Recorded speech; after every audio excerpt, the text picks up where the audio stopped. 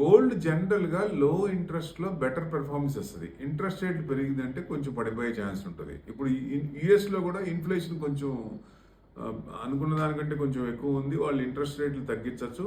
March 17th 18th FOMC meeting అయింది. ఇవాళ FOMC output వస్తుంది. ఐ మీన్ ఆ మీటింగ్ సారాంశం వస్తుంది. దాని ప్రొజెక్షన్స్ అనమాట. నెక్స్ట్ కమింగ్కి ప్రొజెక్షన్స్. అది ఏమన్నా పెంచుతారా తగ్గిస్తారా అనేది వాళ్ళు ఇవాళ నైట్ చెప్తారు వాళ్ళు. సో డెఫినెట్గా ఎందుకంటే పెంచితే మా గోల్డ్ కొంచెం ఈ కిందకి వచ్చే ఛాన్స్ ఉంటుంది. ఇంట్రెస్ట్ రేట్లు తగ్గిస్తే మంచిది. సో డెఫినెట్గా ఏం చేస్తారు అనేది we have to wait and see. మనది ఇంట్రెస్ట్ రేట్లు కూడా ఉన్నాయి కాబట్టి న్యూట్రల్ స్టాన్స్ ఇచ్చారు, ప్రాబ్లమే లేదు. సో మన ఇన్ఫ్లేషన్ కంట్రోల్లోనే ఉంది. సో నెక్స్ట్ ఏంటి పరిస్థితి అంటే నెక్స్ట్ క్వార్టర్ కూడా పెంచొచ్చా అంటే క్రూడ్ కనుక పెరిగితే ఇబ్బంది పెడితే ఇన్ఫ్లేషన్ పెరుగుద్ది, అప్పుడు ఇంట్రెస్ట్ రేట్లు పెరిగే ఛాన్స్లే ఉంటాయి. సో నెక్స్ట్ వల్ల ఈ ఆదివారం లోపల సెటిల్ అయిపోతే మంచిది.